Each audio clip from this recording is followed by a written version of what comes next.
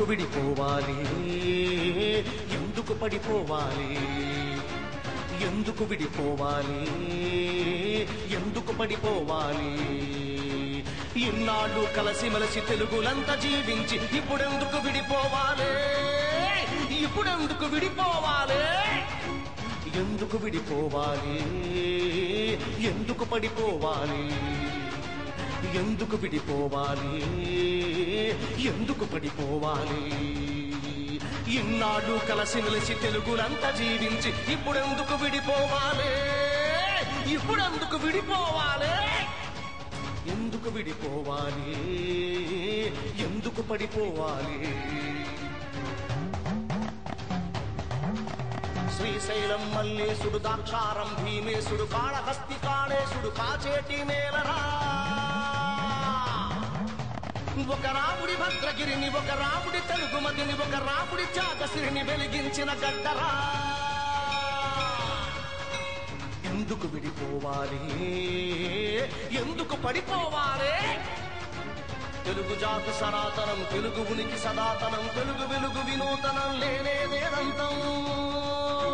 తెలుగు వాడి పౌరుషం, తెలుగు నాడి రాజసం, తెలుగు జాతి సాహసం, ఒకే ఐకమత్యం, ఒకే ఐకమత్యం. ఎందుకు విడిపోవాలి, ఎందుకు పడిపోవాలి, ఎందుకు విడిపోవాలి, తెలుగులెందుకు పడిపోవాలి. శతాబ్దాల ఘనకీర్తి, దశాబ్దాల మన ప్రగతి, యుగాంతాల వరకు ఒక వెలుగై వెలగాలి. ఒక్కటిగా కలవాలి, ఒక్కటిగా కదలాలి, తెలుగు జాతి చేయి కలిపి ఒక్కటిగా నిలవాలి. తెలుగువాడి భాష ఒకటే, తెలుగువాడి భావం ఒకటే, తెలుగువాడి గుండె ఒకటే, తెలుగు గుండె చప్పుడొకటే. భాష ఒకటే, భావం ఒకటే, గుండె ఒకటే, చప్పుడొకటే, నెత్తురొకటే, సత్తు ఒకటే, ఊపిరొకటే, ఊహ ఒకటే, నేల ఒకటే, మట్టి ఒకటే, రాజ్యం ఒకటే, రాష్ట్రం ఒకటే, రాష్ట్రం ఒకటే, రాష్ట్రం ఒకటే, రాష్ట్రం ఒకటే. తెలుగు రాష్ట్రం ఒకటే, తెలుగు రాష్ట్రం ఒకటే. ఎందుకు విడిపోవాలి, ఎందుకు పడిపోవాలి, ఎందుకు విడిపోవాలి, ఎందుకు పడిపోవాలి. ఇన్నాళ్ళు కలసిమెలిసి తెలుగులంతా జీవించి ఇప్పుడెందుకు విడిపోవాలి, ఇప్పుడెందుకు విడిపోవాలి, ఎందుకు విడిపోవాలి, ఎందుకు పడిపోవాలి, ఎందుకు విడిపోవాలి, ఎందుకు పడిపోవాలి. ఇన్నాళ్ళు కలసిమెలిసి తెలుగులంతా జీవించి ఇప్పుడెందుకు విడిపోవాలి, ఇప్పుడెందుకు విడిపోవాలి.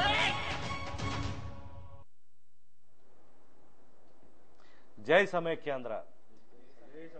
గోదావరి తీరంలో సమైక్య గళం కార్యక్రమానికి స్వాగతం. ఈరోజు చర్చా కార్యక్రమంలో Rajamahendri institute of engineering and technology కళాశాల బృందం చర్చా కార్యక్రమంలో పాల్గొంటున్నారు. వారందరికీ కూడా సాదరంగా స్వాగతం పలుకుతూ ఛానల్ తరపున ఈ చర్చా కార్యక్రమంలో పాల్గొంటున్న వక్తలు ఆర్ శ్రీనివాస్ గారు, రైట్ ఈసీఈ హెచ్ఓడిగా పనిచేస్తున్నారు. కె ప్రేమ్ కుమార్ గారు, రైట్ మెకానికల్ హెచ్ఓడిగా ఉన్నారు.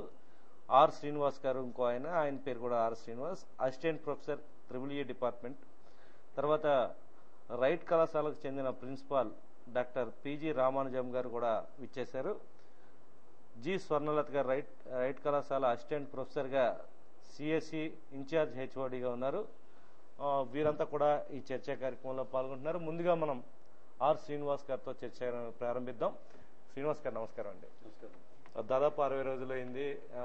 ఇంకా కేంద్ర ప్రభుత్వం ఎటువంటి నిర్ణయం తీసుకోలేదు, వెనక్కి వెళ్ళట్లేదు, ముందుకు వెళ్ళట్లేదు. తాజా పరిణామాల మీద మీరు ఏమనుకుంటున్నారు? ఈరోజు ఒకవైపు కర్నూలులో లక్షలాది మందితో అక్కడ సభ జరుగుతుంది, సమైక్య సభ.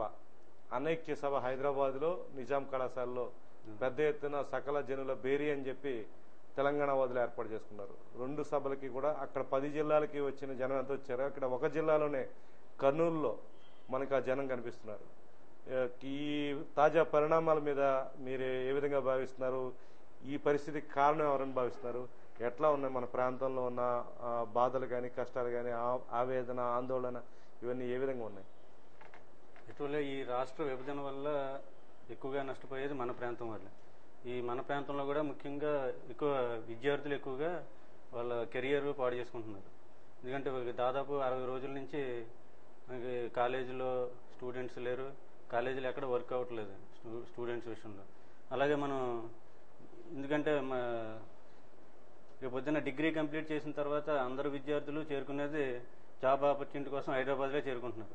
ఆ హైదరాబాద్లో అన్నది ఎందుకంటే అక్కడ ఉన్న కోచింగ్ సెంటర్లు కానీ, మంచి కోచింగ్ సెంటర్లు కానీ, నెంబర్ ఆఫ్ ట్రైనింగ్ ఇన్స్టిట్యూట్స్ కానీ, అలాగే డిఫరెంట్ కంపెనీస్ కానీ ఇవన్నీ ఉండటం చేత డిగ్రీ కంప్లీట్ అయిన, ఇంజనీరింగ్ కంప్లీట్ అయిన విద్యార్థులందరూ అక్కడే ఉంటున్నారు. ఈరోజు మనం హైదరాబాద్లో చూస్తే దాదాపు 1,00,000 మంది విద్యార్థులు, ఇంజనీరింగ్ కంప్లీట్ అయిన విద్యార్థులు వివిధ కంపెనీస్లో పనిచేస్తున్నారు. ఒకవేళ ఈ హైదరాబాద్ కనుక మన రాష్ట్రం నుంచి విడిపోతే రేపు వీళ్ళందరి భవిష్యత్తు ప్రశ్నార్థకం ఉంటుంది. వీళ్ళందరూ నాన్ లోకల్ అవుతారు. అలాగే మన నెక్స్ట్ జనరేషన్ స్టూడెంట్స్ ఎవరైతే ఉన్నారో వాళ్ళు ఎటువైపుకి వెళ్ళాలో దిక్కు చూసిన పరిస్థితిలో ఉంటారు. ఇటు హైదరాబాద్ వెళ్ళలేరు, ఇటు మన ప్రాంతంలో సరైన కంపెనీస్ లేవు, అంతా గందరగోళ పరిస్థితుల్లో పడతారు. అది చాలా ఇబ్బందికర పరిస్థితి స్టూడెంట్స్కి. అలాగే ఇప్పుడు హైదరాబాద్ అనేది ఒక నాలెడ్జ్ హబ్గా ఏర్పాటై ఉంది. అలాంటి నాలెడ్జ్ హబ్ని మన ఏరియాలో ఇక్కడ బిల్డప్ చేసుకోవాలంటే it is not impossible. Nowadays it is not impossible. ఎందుకంటే అక్కడ ఉన్న మొత్తం మౌలిక వసతులు అన్నీ మొత్తం అంతా పెట్టుబడులు కూడా అక్కడే పెట్టున్నారు. అలాంటి రాజధాని మళ్ళీ మనకి ఇక్కడ రావాలంటే అది ఇప్పట్లో అయ్యే పరిస్థితి కాదు. అలా అది కాకుండా మన వ్యవసాయ రంగం చూసుకున్నా కానీ తెలంగాణ అన్నది గోదావరి పరివాహక ప్రాంతంలో ఎగువ ప్రాంతం. ఆ ఎగువ ప్రాంతంలో ఏదైనా ఒక జల ప్రాజెక్టు కానీ వాళ్ళు నిర్మించినట్లయితే మన ప్రాంతం మొత్తం ఒక ఎడారిలో తయారవుద్ది. దానివల్ల వ్యవసాయదారులు కూడా మనం ఏ రకంగా చూసుకున్నా మన ప్రాంతానికి తీరని అన్యాయం జరుగుతుంది ఈ రాష్ట్ర విభజన వల్ల. ఓకే, మళ్ళీ మీ దగ్గరికి వద్దాం శ్రీనివాస్ గారు. ఇప్పుడు తాజాగా జరుగుతున్న పరిణామాల నేపథ్యంలో శైలజానాథ్ కొన్ని వ్యాఖ్యలు చేయడం జరిగింది. ఈ విభజన ప్రక్రియకి నోటుని వచ్చే నెల అంటే అక్టోబర్ 3వ తేదీన సిద్ధం చేయడానికి కేంద్ర ప్రభుత్వం చర్యలు తీసుకుంటున్న పరిస్థితుల్లో సీమాంధ్ర ప్రాంతానికి చెందిన నేతలందరూ కూడా ఒక సమావేశం ఏర్పాటు చేసుకుని వీరంతా కూడా భవిష్యత్ నిర్ణయం వైపు వెళ్లి కేంద్ర ప్రభుత్వం మీద ఒత్తిడి తీసుకొచ్చే కార్యక్రమానికి సమావేశం కార్యాచరణ రూపొందిస్తున్నారు. అది ఒకసారి చూసిన తర్వాత ప్రిన్సిపాల్ గారు రామానుజన్ గారి దగ్గరికి వెళ్ళి మన చర్చ కొనసాగిద్దాం. ఈ మధ్యనే అనేకమైన అంశాలు ఉద్యమ రూపేణా, చర్చల రూపేణా చోటు చేసుకున్న సంగతి ఇక్కడ గుర్తు చేస్తా ఉన్నాను. వీటన్నిటిని సమీక్షించుకొని క్షేత్రస్థాయిలో పనిచేస్తున్న మా శాసనసభ్యులు, శాసనమండలి సభ్యులతో అట్లాగే పెద్దలందరితో కలిసి మాట్లాడుకోవడం కోసం, తదుపరి కార్యక్రమాన్ని రూపొందించుకోవడం కోసం వచ్చే నెల అక్టోబర్ 3వ తారీఖున ఉదయం 11 గంటలకు హైదరాబాద్ లో ఎమ్మెల్యేల, ఎమ్మెల్సీల, మంత్రుల యొక్క సమావేశాన్ని ఏర్పాటు చేయడానికి నిర్ణయం జరిగింది. నిర్ణయించుకున్నామంతా కలిసి. కనుక ఆ కార్యక్రమానికి అందరినీ హాజరుగమ్మని మా శాసనసభ్యులు, శాసనమండలి సభ్యులు పెద్దలందరినీ కూడా కోరుకుంటున్నాం. తదుపరి కార్యాచరణ నిమిత్తం అట్లాగే జరుగుతున్న అనేక అంశాలని సమీక్షించుకోవడం కోసం, పరిశీలించుకోవడం కోసం ఈ కార్యక్రమానికి తప్పక హాజరు కావాల్సిందిగా కోరు. వెల్కమ్ బ్యాక్ రామానుజన్ గారు. ఇప్పుడు తాజా పరిణామాలు చూసిన తర్వాత ఏమనిపిస్తుంది? నోటును ఖచ్చితంగా మొదటి వారంలో ప్రవేశపెడతామని దిగ్విజయ్ సింగ్ కరాఖండిగా చెప్పడం జరిగింది. ఎట్టి పరిస్థితుల్లో వెనక్కి వెళ్ళమని చెప్పి కూడా పదే ఆయన స్పష్టం చేస్తున్నారు. ఏం జరగబోతుంది రాష్ట్రంలో? దిగ్విజయ్ సింగ్ గారు మనం మొదటి నుంచి చూస్తూ ఉంటే జూలై 30వ తారీఖు ఏ రోజైతే సిడబ్ల్యూసి తీర్మానం చేసిందో ఆ రోజు నుంచి కూడా దిగ్విజయ్ సింగ్ గారు ఈ నోట్ మీద చెప్తానే ఉన్నాడు. ఆయన ముఖ్యంగా మన సీమాంధ్ర కేంద్ర మంత్రులు కానీ, మన ఎమ్మెల్యేలు, సీమాంధ్ర మంత్రులు వీళ్ళందరూ కూడా ఢిల్లీ వెళ్ళి సోనియా గాంధీ గారు కానీ, లేదంటే దిగ్విజయ్ సింగ్ కానీ, అహ్మద్ పటేల్ కానీ ఇతర కాంగ్రెస్ పెద్దలను కలిసినప్పుడల్లా వీరు యాంటోనీ కమిటీ వేసాం, యాంటోనీ కమిటీకి మీరు వెళ్ళి మీ రిప్రజెంటేషన్స్ చేయండి, మేమున్న అపోహలన్నీ మేము తొలగిస్తామని చెప్పి చెప్తున్నారు. అదే సమయంలో మన దిగ్విజయ్ సింగ్ చూసినట్టయితే ప్రతిరోజు తెలంగాణ వాళ్ళు వెళ్ళినప్పుడు కానీ, మన ఆంధ్ర ప్రాంతం నాయకులు వెళ్ళినప్పుడు కానీ తెలంగాణ మీద నిర్ణయం అయిపోయింది, ఇంకా కాంగ్రెస్ పార్టీ వెనకడుగేసే ప్రసక్తి లేదు, నోటు తయారవుతుంది అని చెప్పి ఆయన కరాఖండిగా చెప్పడం జరుగుతుంది. కాబట్టి ఒకవేళ శైలజానాథ్ గారు చెప్పినట్టుగా అక్టోబర్ 3వ తారీఖు కానీ 5వ తారీఖు కానీ కేబినెట్ సమావేశం ఉన్నట్టయితే తప్పకుండా వాళ్ళు నోటు తీసుకొచ్చే అవకాశం ఉంది. కాబట్టి ఇటువంటి తరుణంలో మన కేంద్ర మంత్రులు కానీ అలాగే మన రాష్ట్రంలో ఉన్నటువంటి ఎమ్మెల్యేలు కానీ చాలా అప్రమత్తంగా ఉండవలసిన అవసరం ఉంది. ముఖ్యంగా మన ఎంపీలు కేంద్ర మంత్రులు ఇప్పటికైనా సరే వారు ఆల్రెడీ నిన్న స్పీకర్ని కలవడం జరిగింది. స్పీకర్ మీద ఒత్తిడి తెచ్చి రాజీనామా చేస్తామని చెప్పారు. నిన్న సాయంత్రం ఏదో ప్రకటన వస్తుందని చెప్పి మన విజయవాడ పార్లమెంట్ సభ్యులు లగడపాటి రాజగోపాల్ గారు చెప్పారు. కానీ నిన్న సాయంత్రం అయితే ఏ ప్రకటన రాలేదు.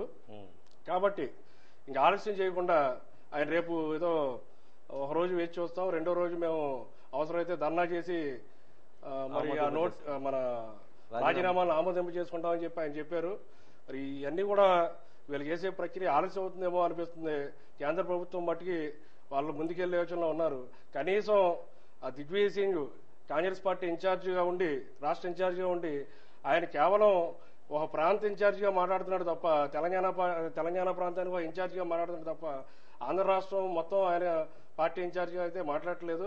కనీసం యాంటోనీ కమిటీ నివేదిక ఇచ్చే వరకు అందులో ఉన్నటువంటి ఇబ్బందులు ఏదైతే ఉన్నాయో వాటి సమాధాన పరిచే వరకైనా సరే మీరు నోట్ ఆపండి లేదా ప్రక్రియ ఆపండి అని చెప్పి మన ప్రాంత నాయకులు ఎంత గొంతు చించుకుంటున్నా సరే ఆ దిగ్విజయ్ సింగ్ ఆ విషయం మీద హామీ ఇవ్వట్లేదు. అంటే స్పష్టంగా చెప్పడం జరిగింది, నోటు మీద ముందు వాదన వినము, బిల్లు వచ్చిన సమయంలో ఆంటోనీ కమిటీ ఇచ్చిన రిపోర్ట్ పరిశీలిస్తూ ఉంటున్నారు. ఇదేమంటారు? అది ఇప్పుడు మనకి మన ప్రాంతంలో మాట మార్చారు, అనేకమైన ఇబ్బందులు ఉన్నాయి. ఇప్పుడు నోటు వచ్చిన తర్వాత నోటు ఏ రకంగా ఉంటుందండి? సిడబ్ల్యూసి తీర్మానం ఏదైతే చేశారో అదే నోట్లో ఉంటుంది. 10 జిల్లాలతో కూడిన తెలంగాణ, హైదరాబాద్ రాజధాని, అలాగే 10 సంవత్సరాలు మన తాత్కాలిక రాజధానిగా ఆంధ్ర ప్రాంతానికి హైదరాబాద్. ఇంక అదే నోట్లో పెడతారు. రేపొద్దున నోట్లో పెట్టిన తర్వాత కేంద్ర కేబినెట్ ఆమోదిస్తే ఇంక ఆటోమేటిక్గా దానికే చెల్లుబాటు అవుద్ది. తర్వాత వీళ్ళు వాదోపవాదాలు విని ఎంతవరకు న్యాయం చేస్తారనేది అయితే నమ్మకం లేదు. కాబట్టి నోట్ ప్రక్రియలోనే మనం ఎంతో కొంత ఆపగలిగితే, ఆ యాంటోనీ కమిటీ నివేదిక వచ్చే వరకు ఆయన ఆపగలిగితే మన ప్రాంత నాయకులు కనీసం వాళ్ళ సిడబ్ల్యూసి తీసుకున్న నిర్ణయంలో కొన్ని మార్పులు చేసి మన ఆంధ్ర ప్రాంతాన్ని అన్యాయం జరగకుండా వాళ్ళు నోటు తయారు చేస్తే తదుపరి మన ప్రాంతంలో ఉన్న అపోహలు అలాగే ఇబ్బందులు అన్నీ కూడా అసెంబ్లీ చర్చా వేదికగా, రేపొద్దున పార్లమెంట్ చర్చా వేదికగా, అలాగే మంత్రుల కమిటీ చర్చా వేదికగా వాళ్ళని రిజాల్వ్ చేసుకోవచ్చు. అంటే ఎంపీలు మంత్రులు ఎందుకు వెనకంజ వేస్తున్నారు సార్? ఇప్పుడు అంటే ముఖ్యంగా మనకి అర్థమవుతున్న పరిస్థితి ఏంటంటే కాంగ్రెస్ పార్టీ ఏకపక్షంగా నిర్ణయం తీసుకోలేదు. అన్ని పార్టీలు రాష్ట్రంలో తీసుకున్న ఏదైతే మన 2009లో డిసెంబర్ 9న ప్రకటన చేశారో దానికి 2 రోజుల ముందు డిసెంబర్ 7ని రోషయ్య గారు ముఖ్యమంత్రి ఉండగా ఆల్ పార్టీ మీటింగ్ పెట్టినప్పుడు ఆల్మోస్ట్ అప్పట్లో వైఎస్ఆర్సీపీ లేదు, ప్రజారాజ్యం పార్టీ ఉంది. వీళ్ళందరూ కూడా అప్పుడు ముఖ్యమంత్రి ఆల్ పార్టీ మీటింగ్లో వెళ్ళి వీఆర్ ఫర్ తెలంగాణ, మీరు తెలంగాణ ఇచ్చేసేయండి, మా పార్టీ ఓకే అని చెప్పేసి అందరూ చెప్పారు. తర్వాత వచ్చిన ప్రజా ఉద్యమం కానీ ఇవన్నీ చూసి ఎమ్మెల్యేలు ఎప్పుడైతే రాజీనామా చేశారో కేంద్రం వెనక్కి తగ్గింది. అప్పట్లో జరిగింది అది. ఇప్పుడు కూడా ఇంచుమించు అలాగే అంటే వాళ్ళు కంటిన్యూ చేశారు అదే పద్ధతిలో. మళ్ళీ ఇప్పుడు ఈసారి ఏంటంటే పార్టీలు ఉద్యమం చేయకుండా, నాయకులు రాజీనామాలు చేయకుండా ప్రజలే ఉద్యమం చేస్తున్నారు. సో మళ్ళీ మీ దగ్గరికి వద్దాం. ఒకసారి ప్రేమ కుమార్ దగ్గరికి వెళ్లే ముందు ఒకసారి మనం ఈరోజు తాజాగా హరీష్ రావు చేసిన కామెంట్స్ హైదరాబాద్ నిజాం సభగా జరిగే ముందు ఆయన కొన్ని కామెంట్స్ చేయడం జరిగింది.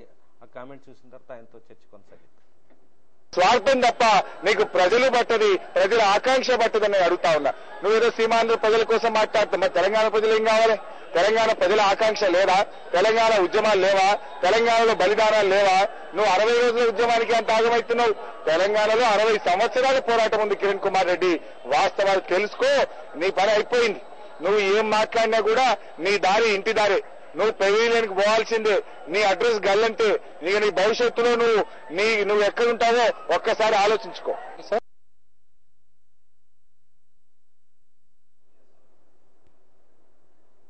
Welcome back.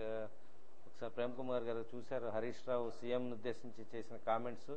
అంటే మా ఉద్యమాలు కావా, మా విద్యార్థుల బలిదానాలు కావా అని చెప్పి ఆయన ప్రశ్నించడం జరిగింది. తెలంగాణ వాదులకి సీమాంధ్ర వాసులకి కూడా సమన్యాయం లేకపోతే ఇద్దరికి బుజ్జగించడానికి ఎట్లాంటి ఫార్ములా అయితే ప్రస్తుత పరిస్థితుల్లో వర్కౌట్ అయ్యే అవకాశం ఉంది?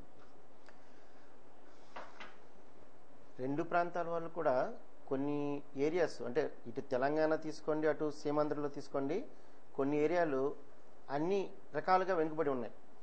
అంటే అది రాజకీయంగా తీసుకోండి, సామాజికంగా తీసుకోండి, ఆర్థికంగా తీసుకోండి, ఎలా చూసుకున్నా వెనుకబడి ఉన్నాయి. కనుక వెనుకబాటుతనం ఏ ఒక్క ఏరియాకు చెందింది కాదండి. ఒక ఏరియా వెనుకబాటుతనానికి చెందడానికి కారణం, అంటే వెనుకబడిపోవడానికి కారణం ఆ ఏరియాలో ఉన్న రాజకీయ నాయకులే కారణం. అంటే ఒక తెలంగాణలో ఒక ఏరియా వెనుకబడిందంటే అక్కడ ఎవరో ఒక ఆంధ్రావాడో మహారాష్ట్రవాడో వచ్చి దాన్ని వెనుకబాటు చేయలేదు. ఆ ఏరియాలో ఉన్న రాజకీయ నాయకులు దాని ఆ ప్రాంతానికి ఆ వెనుకబాటుతనానికి అది కారణం. అలాగే ఒక ఆంధ్రాలో ఒక ఏరియా వెనుకబడిందంటే అది తెలంగాణ వచ్చి వెనుకబాటు కారణం కాదు. రెండవది, ముఖ్యమంత్రి పైన హరీష్ రావు గారు రకరకాలుగా వ్యాఖ్యలు చేస్తున్నారు. ఎందుకంటే వాళ్ళ పార్టీకి సంబంధించినంత వరకు వాళ్ళ కార్యకర్తలని, వాళ్ళ తెలంగాణ వాదుల్ని కొద్దిగా ఉత్సాహం నింపడానికి ఆయన చాలా జిమ్మికులు చేస్తుంటారు. అయితే ఇక్కడ ముఖ్యమంత్రి అనేది ఒక పీఠం, అది హోల్ ఆంధ్రప్రదేశ్కి, అది తెలంగాణకి లేదంటే సీమాంధ్రకు కాదు. అందులో మొత్తం ఆంధ్రప్రదేశ్ మొత్తాన్ని ఏ విధంగా అంటే మనము కంగారు పడిపోయి ఏదో చేయాలని చెప్పేసి లేదంటే ఏదో గొప్పతనం కోసం మనం ఒకటి ప్రకటిస్తే తర్వాత వచ్చే ప్రాబ్లమ్స్ గురించి ఆలోచించాలి. ఇక్కడ కిరణ్ కుమార్ రెడ్డి గారు ఎప్పుడు కూడాను ఒక ప్రాంతానికి తగ్గట్టుగా ఆయన ఎప్పుడు మాట్లాడలేదు. ఒకవేళ అలా విడిపోతే హైదరాబాదు, తెలంగాణ ఇది విద్యుత్ పరంగా తీసుకోండి, కొన్ని ఇతర వాటిని ఇబ్బంది పడతారు. అలాంటి ఇబ్బందుల గురించి ఆయన 2 times కూడా అక్కడ కోర్ కమిటీలోకి వెళ్ళినప్పుడు చర్చించారు. అది ఇప్పుడు చేస్తున్న సీమాంధ్రులు చేస్తుంది. ఒక పక్క ఆయన ఉద్యమాలు వద్దని చెప్తున్నారు, 2 సార్లు కూడా ఆయన ఉద్యమం ఆపండి అని చెప్పాడు, సమ్మెలు వద్దని చెప్తున్నారు అందరికీ. ఆయన అలాగే మంత్రులకు కూడా లేదంటే ఎమ్మెల్యేలు వాళ్ళు రాజీనామా చేస్తుంటే వాళ్ళకు కూడా చేయొద్దని చెప్తున్నాడు. అట్ ద సేమ్ టైము మామూలుగా ఇక్కడ విడిపోతే వచ్చే నష్టాలు 2 వైపులా కూడా, అంటే ఆఫ్ కోర్స్ కొంత నష్టం, కొన్ని రకాలుగా వాళ్ళు నష్టపోవచ్చు, కొన్ని రకాలుగా సీమాంధ్రులు నష్టపోవచ్చు. అలా నష్టపోతారని నేను క్లియర్ చెప్తుంటే హరీష్ రావు గారు ఎంతసేపు ఆయన సీమాంధ్ర వైపే మాట్లాడుతున్నారు, ఆయన సీమాంధ్రులకే తగ్గట్టుగా ఉంటున్నారు అని చెప్పడం జరుగుతుంది. ఇంకా కేసీఆర్ గారు మాట్లాడితే మనం ఎప్పుడు హర్షించాలి. ఎందుకంటే కేసీఆర్ గారు మాట్లాడకపోతే ఉద్యమాలు రావు. అసలు సమైకాంధ్ర ఉద్యమం ఇంత ఉధృతంగా రావడం కారణమే కేసీఆర్ గారు. ఆయన ఏమని చెప్తున్నారు, ఒక పక్క ఢిల్లీలో వాళ్ళు మామూలుగా తెలంగాణ ఇచ్చేస్తున్నాం, 10 ఏళ్ళు ఉమ్మడి రాజధానిగా ఉంటుందంటే, ఇటుపక్క ఆయన ఏమంటాడంటే 10 ఏళ్ళు వాళ్ళు మా దగ్గర గెస్ట్గా ఉంటారు అంతే తప్పితే, అంటే 10 ఏళ్ళ తర్వాత ఇంకా ఇవ్వలేదు, 10 ఏళ్ళ తర్వాత జరగబోయేదానికి ముందుగానే వాళ్ళు గెస్టులు, వాళ్ళ తర్వాత వాళ్ళు వెళ్ళిపోవాలి, టూరిస్టులు. ఈ విధంగా మాట్లాడడం వల్ల ప్రజల్లో భయాందోళన కలిగిస్తున్నారు. ఆయన ప్రజల్లో భయాందోళన అనేది ఒకటి కలిగించి ఇంకా మరికొద్దిగా మామూలుగా అగ్నికి ఆయుతోడైనట్టు ఉద్యమాన్ని ఎక్కువగా రెచ్చగొడుతున్నారు తప్ప ఆ ఉద్యమం ఆపడానికి చల్లార్చడానికి ఎవరూ సహకరించడం లేదు. ఇక్కడ ఈ ప్రాంతం వాసులు అంటే ఇప్పుడు రాజమండ్రి ఈ చుట్టుపక్కల వాళ్ళు ఈ ఉద్యమంలో చురుగ్గా పాల్గొంటున్నారు. ఎందుకంటే గోదావరి డెల్టా ప్రాంతం ఇది మన రాష్ట్రానికే కాదు దేశానికే అన్నదాత. డొక్కా సీతమ్మ వంటి వారు ఉన్న ఏరియా ఇది. అలాంటి ప్రాంతము ఇప్పుడు ఎడారి అయిపోతుందని భావిస్తున్నారు. కానీ ఎడారి అంత వేగంగా అయిపోదండి, వాళ్ళు అనుకున్నంత ఈజీ కాదు. ఎందుకంటే భౌగోళిక నైసర్గిక స్వరూపాన్ని ఒకసారి పరిశీలిస్తే తెలంగాణ ప్రాంతము కొద్దిగా సమతలంగా ఉంది, అది చాలా ఎత్తులో ఉంది సమతలంగా. కొద్ది డౌన్కి అలా వస్తుంటే మనకి ఈ గోదావరి కిందకు వస్తుంటాం అనమాట, అంటే ఈస్ట్ గోదావరి డిస్ట్రిక్ట్ లోకి వస్తాం. ఇప్పుడు ఇదే పోలవరంలో కట్టాల్సిన ప్రాజెక్టు పోలవరంలో ఎందుకు కట్టారు, మా తెలంగాణలో ఎందుకు కట్టలేదు, ఆంధ్రలో ఎందుకు కట్టారని చెప్పి తెలంగాణ కడితే ఇక్కడ 46 గ్రామాల బదులు అక్కడ 100 గ్రామాలు మునిగిపోతాయి. ఎందుకంటే అది కట్టిన తర్వాత హైట్ వస్తే చూసుకోవాలి, ఎంత ఏరియా సబ్మెర్జ్ అయిందండి. అది చూసుకోకుండా మీ ఊర్లో ఎందుకు కడతారు, మా ఊరు అంటే ఎక్కడ సదుపాయాలు ఉంటాయో, ఎక్కడ ఏ ఇండస్ట్రీ నెలకొల్పితే బాగుంటుందో అలా నెలకొల్పుతారు. ఆ విధంగా చూసుకునే ఇప్పుడు ఐటీ హబ్ హైదరాబాద్ అయింది. అలా ఐటీ హబ్ హైదరాబాద్ అయ్యి ఇప్పుడు ఆ హైదరాబాద్ మాకే చెందుతుంది అని మిగతా వాళ్ళని వెళ్ళిపోమంటే వాళ్ళకి ఎక్కడ అఫ్కోర్స్ మన ఇండియాలో ఎవరిని ఎక్కడైనా నివసించే హక్కు ప్రజాస్వామ్యం ఉంది, వాళ్ళు వచ్చి అక్కడ నివసిస్తారు. కానీ ఎలాంటి సందర్భాల్లో ఎలాంటి పరిస్థితులు నివసించాలి, మీరు రోజుకో హత్యాకాండ చేసి రోజు మీరు ఒక సకల జనుల సమ్మె లాంటివి పెట్టి మీరు వాళ్ళని తరిమి కొడుతుంటే వాళ్ళు ఎక్కడ నివసించగలుగుతారు? ఇరు ప్రాంతాలు చల్లబడాలంటే ఏం చేయాలంటే, ఇరు ప్రాంతాలు చల్లబడాలంటే నాయకులు ఒక సరైన చర్చా వేదిక మీదకి అన్ని పార్టీల నుంచి కూడా అన్ని పార్టీ వాళ్ళని కూడా ఆహ్వానించి ఒక లైవ్ షో లాగా పెట్టాలి. అప్పుడు ప్రజలకు అర్థమవుతుంది ఎవరు కరెక్ట్గా చేస్తున్నారు, ఎవరు చేయలేదండి. అలా కాకుండా ఒక రూమ్లో 1 గంట 2 గంటలు తేనీటి విందు కార్యక్రమం నిర్వహించుకొని అందరూ తల ఊపేసేసి ఆ పెద్ద వ్యక్తి మీద, అలాగని మీరు ఏం చెప్తే మేము అదే చేస్తామని చెప్పి బయటకు వచ్చి మళ్ళీ స్టార్ట్ చేస్తున్నారు. ఇవి వాళ్ళకి తెలిసి జరుగుతున్నాయా, తెలియకుండా జరుగుతున్నాయా, అదే మనకు తెలియడం లేదు. ఈ ప్రాంతానికి చెందిన వ్యక్తి చిరంజీవి గారు, ఆయన కేంద్ర మంత్రి అయిన తర్వాత ప్రాంతం మర్చిపోయాడు. ఆయన ప్రాంతం మర్చిపోయి ఆయన తాలూకా ఇది వ్యవస్థ లేదంటే ఆయన తాలూకా ఇండస్ట్రీ అంతా హైదరాబాద్లో ఉంది కాబట్టి హైదరాబాద్ యూటీ చేస్తే సరిపోతుంది అంటున్నాడు. అంతే, ప్రజలు లూటీ చేసేద్దామని. ఓకే, మళ్ళీ మీ దగ్గరికి వస్తాం. ఒకసారి స్వర్ణలత గారి దగ్గరికి వెళ్లే ముందు ఈ రోజు అది హరీష్ రావు గారు ఇందాక ఆయన మాట్లాడుతూ 60 సంవత్సరాల ఉద్యమం తెలంగాణ ఉద్యమం అని చెప్తా ఉన్నాడు. అసలు 60 సంవత్సరాల ఉద్యమం ఆంధ్రప్రదేశ్ పుట్టే 56 సంవత్సరాలు అయింది, 57 సంవత్సరాలు అయింది. 1956లో తెలంగాణ ప్రాంతం ఆంధ్రాలో వచ్చి కలిసింది. అది అయ్యిందే 57 సంవత్సరాలు అయింది. నిజాం పోరాటం నుంచి కూడా చెప్పుకొచ్చేస్తారు ఆయన అన్ని కూడా ఆయన ఉద్యమం ఏందో చెప్తున్నాడు. యాక్చువల్ 56లో మన ఆంధ్ర రాష్ట్రం ఏర్పడిన తర్వాత మొదటిసారిగా తెలంగాణ ప్రాంతంలో ఉద్యమం వచ్చింది 1969లో. ఆ ముల్కీ నిబంధనల విరుద్ధంగా అప్పుడు చెన్నారెడ్డి గారు, ఆయన ఎవరో రంగారెడ్డి, కేవీ రంగారెడ్డి గారు, ఇటువంటి వాళ్ళందరూ కూడా ఉద్యమం చేశారు. ఆ పార్టీ పెట్టారు, సీట్లు వచ్చినాయి. తర్వాత మళ్ళీ ఆ పార్టీని కాంగ్రెస్ పార్టీలో విలీనం చేశారు, ముఖ్యమంత్రి పదవి తీసుకున్నారు. ఇవన్నీ జరిగినాయి. జయాంధ్ర ఉద్యమం 72లో వచ్చింది. 69 నుంచి ఫర్ ఎ షార్ట్ పీరియడ్ 2-3 సంవత్సరాలు తెలంగాణ ఉద్యమం నడిచింది. తర్వాత చెన్నారెడ్డి గారు కాంగ్రెస్ పార్టీతో చేసుకున్న ఒప్పందం మేరకు టాస్ బ్రహ్మానందరెడ్డి గారిని ముఖ్యమంత్రిగా తీసేసి వెంకటరావు ముఖ్యమంత్రి చేశారు. తర్వాత మళ్ళీ అదే చెన్నారెడ్డి గారు ముఖ్యమంత్రి ఇచ్చారు. అవన్నీ అప్పుడు బాగానే జరిగిపోయింది. తెలంగాణ ఉద్యమం అనేది లేదు రాష్ట్రంలో. మళ్ళీ 99లో రాజశేఖర రెడ్డి గారి నేతృత్వంలో చెన్నారెడ్డి గారు ల్యాగ్ తీసుకెళ్లి సోనియా గాంధీ ఇచ్చినప్పుడు మళ్ళీ తెలంగాణ అనేది ఒక ఇష్యూ ఉందనేది బయటకు వచ్చింది రాష్ట్రంలో. ఈయన కూడా మంత్రి పదవి ఇవ్వకపోవడం, తర్వాత మళ్ళీ 2001లో కేసీఆర్ గారికి మంత్రి పదవి ఇవ్వబోయేటప్పటికి ఆయన తెలుగుదేశం పార్టీ నుంచి బయటకు వచ్చి కొత్త పార్టీ పెట్టి ఆయన ఉద్యమం స్టార్ట్ చేశాడు. ఆ పార్టీ ఉద్యమం పార్టీ కింద అప్పటి నుంచి ఉద్యమం స్టార్ట్ అయింది. చెప్పాలంటే 69లో 2-3 సంవత్సరాలు జరిగింది. తర్వాత మళ్ళీ 2001 నుంచి 2002 నుంచి దాదాపు 10-11 సంవత్సరాలు ఉద్యమం జరిగింది. అంటే మొత్తం మీద 13 సంవత్సరాలు జరిగింది ఉద్యమం, 13-14 సంవత్సరాలు ఏ రకంగా చూసినా. అంతే తప్ప ఎప్పుడు మాట్లాడినా 60 సంవత్సరాల ఉద్యమం లేదా వేలాది మంది తెలంగాణ బిడ్డలు చనిపోయారని చెప్పేసి వాళ్ళు అపోహలు సృష్టించి ఆ ప్రాంతంలో అలాగే మన ప్రాంతంలో కూడా వాళ్ళ సానుభూతి పొందడానికి చేసే ప్రయత్నం తప్ప 60 సంవత్సరాల ఉద్యమం అయితే తెలంగాణలో ఎప్పుడు జరగలేదు. మాస్టర్ మళ్ళీ దగ్గరికి వద్దాం. స్వర్ణలత గారి దగ్గరికి వెళ్లే ముందు ఒకసారి ఈరోజు కర్నూలులో జరిగిన సమైక్య సభలో ఆర్టీసీ ఉద్యోగ సంఘ నేత మాట్లాడిన మాటలు చూద్దాం. చూసిన తర్వాత ఆవిడతో డిస్కషన్ కలిగి ఆంధ్రప్రదేశ్ లో ఉన్నటువంటి 1,25,000 మంది ఉద్యోగులు ఆకాంక్ష ఏదైతే ఉందో ఆర్టీసీని ప్రభుత్వంలో విలీనం చేసి ప్రజా రవాణా సంస్థలు ప్రజల్లో భాగస్వామ్యం చేయాలని ఏదైతే ప్రజలు కోరుకుంటున్నారో, ఆర్టీసీ ఉద్యోగులు కోరుకుంటున్నారో, సేవ్ ఆంధ్రప్రదేశ్ ఏదైతే నిర్మాణం కోసం అశోక్ బాబు గారు ఉద్యమంలో ఎలాంటి పాత్ర పోషిస్తున్నాడో అలాంటి పాత్రను సేవ్ ఏపీఎస్ఆర్టీసీ నినాదాన్ని కూడా అశోక్ బాబు గారు భుజస్కంధాల మీద వేసుకొని ఆర్టీసీని రక్షించే బాధ్యతను కూడా ఎన్జిఓ అధ్యక్షులుగా, సమైక్య రాష్ట్ర పరిరక్షణ వేదిక అధ్యక్షులుగా, ప్రజా ఉద్యమాలకు పేరెన్నిక కన్నా రాయలసీమ గడ్డ అయినటువంటి కర్నూలు జిల్లా నుండి అశోక్ బాబు గారికి మీ అందరి తరఫున, ఏపీఎస్ఆర్టీసీ ఉద్యోగ సంఘాల తరఫున, అన్ని జేఏసీల తరఫున వినయపూర్వకంగా విజ్ఞప్తి చేస్తూ జై సమైక్యాంధ్ర, జై సమైక్యాంధ్ర.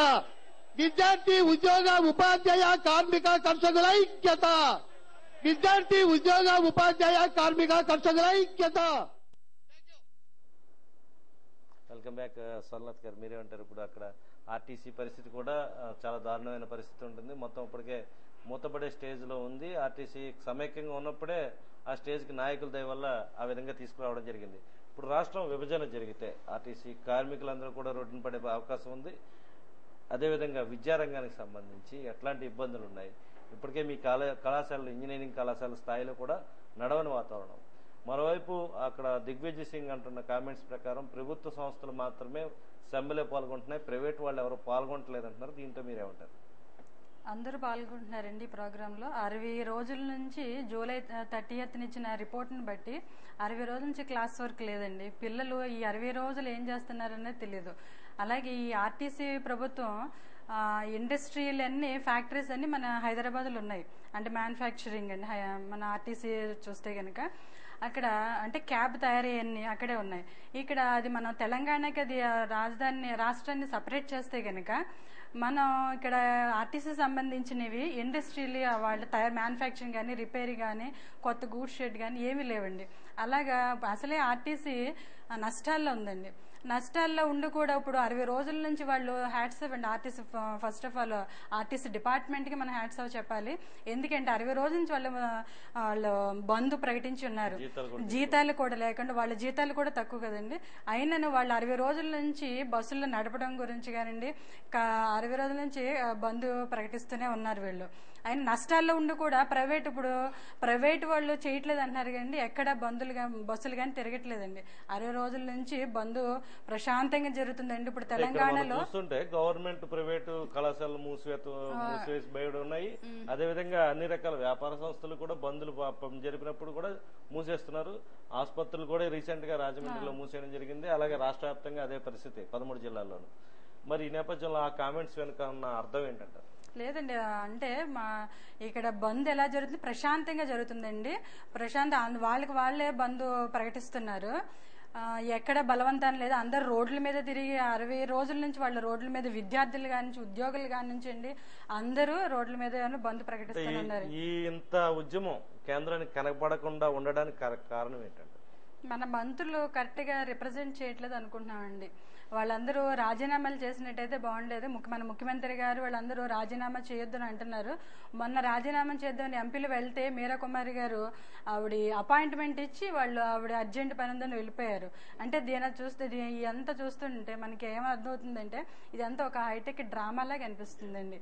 అంతే తప్ప కానీ దిగ్విజయ్ సింగ్ గారు మాత్రం ఆయన తెలంగాణ ఒక ప్రాంతానికి చెందిన వారుగా మాట్లాడుతున్నారు తప్ప రాయలసీమ ఆంధ్ర ప్రాంతానికి చెందిన వాళ్ళుగా ఏపీ మొత్తానికి రిప్రజెంటేటివ్ గా మాట్లాడలేదు ఆయన. ఆంధ్రప్రదేశ్ వ్యవహారాల ఇన్ఛార్జ్ మళ్ళీ పైగా ప్లస్ ముఖ్యమంత్రి గారిని కూడా ఒక సీమాంధ్ర ముఖ్యమంత్రి అంటున్నారు కానండి ఆ ప్లేస్ లో ఆయన ఉన్నారు తప్పండి. ఆయన సీమాంధ్ర అయినా కాబట్టి ఆయన ఒక ప్రాంతానికి చెందిన అన్నారు కానండి. ముఖ్యమంత్రి ఏమి ఒక ప్రాంత విధిగా చెప్పలేదు. ఒక ప్రాంతం యొక్క నష్టాలు ఒక ప్రాంతానికి వచ్చే లాభాలు ఆయన వివరిస్తున్నారు తప్పండి. అంతే తప్ప ఆయన ఒక ప్రాంతానికి చెందిన ముఖ్యమంత్రిగా మాత్రం కలిసి ఉండటం వల్ల వచ్చే లాభాలు, అన్నదమ్ముల్లా కలిసి ఉండడం వల్ల వచ్చే లాభాలు ఆయన ఎక్స్ప్లెయిన్ చేస్తున్నారండి. ఓకే, మళ్ళీ మీ దగ్గరికి వద్దామండి. సార్, మైనార్టీ ప్రతినిధి ఒక ఆయన కర్నూలు సమైక్య సభలో మాట్లాడిన విషయాన్ని విందాం. ఒక ముస్లిం మైనార్టీ వర్గాలన్నీ కూడా సమైక్య ఉద్యమంలో ఏ విధంగా ఉద్యమించాలని ఆయన పిలుపు ఇవ్వడం జరిగింది. అది చూసిన తర్వాత ఆర్ శ్రీనివాస్ గారితో మన చర్చ కొనసాగింది. हर तरह की कुर्बानी देने के लिए तैयार हैं। मेरे भाइयों सुन लो, दुनिया वालों सुन लो, गौर से सुन लो, और वे दिग्विजय सिंह गौर से सुन लो। ये बात आया है दुनिया में, हम फूल भी हैं तलवार भी हैं। ये बात आया है दुनिया में, हम फूल भी हैं तलवार भी हैं। या बज़्म में जहां महकाएंगे या खून में नहा कर दम लेंगे। हम इस बात से राजी होने वाले नहीं। और दूसरी बात, जो सबसे बड़ा नुकसान सियासी एतबार से होने वाला है वो ये कि हमेशा इलेक्शन के मौके पर मुसलमानों को वार्ड वाइज तकसीम किया जाता है और उनकी तादाद को कम करके दिखाया जाता है। अब अगर मुत्तहिदा आंध्र प्रदेश के अंदर 20% मुसलमान हैं तो 12% उधर चले जाएंगे और 8% इधर हो जाएंगे, तो माइनॉरिटी के अंदर भी मुसलमानों को माइनॉरिटी किया जाएगा। ये इससे बड़ा नुकसान और क्या हो सकता है कि मुसलमानों का वजूद कदम करना चाहते हैं, जो हम कभी इसको कबूल करने वाले नहीं। केसीआर को सुन लेना चाहिए। केसीआर ने जो तेलंगाना का नारा बुलंद किया है, अशोक बाबू जो मुत्तहिदा खना खुद को सीएम देखता है केसीआर। आतिशे नफरत में सबको झोंक कर खुद को सीएम देखता है केसीआर के ख्वाबो ख्याल में भी सीएम बनने का मौका नहीं मिल सकता। हम आज इस स्टेज से ऐलान करते हैं कि केसीआर ये अपने ख्वाब को भुला दे। और तेलंगाना के मुसलमानों, तुम्हें जो सबसे बड़ा नुकसान होने वाला है वो ये कि तुम फिरका वाराना असबियत के शिकार हो जाओगे।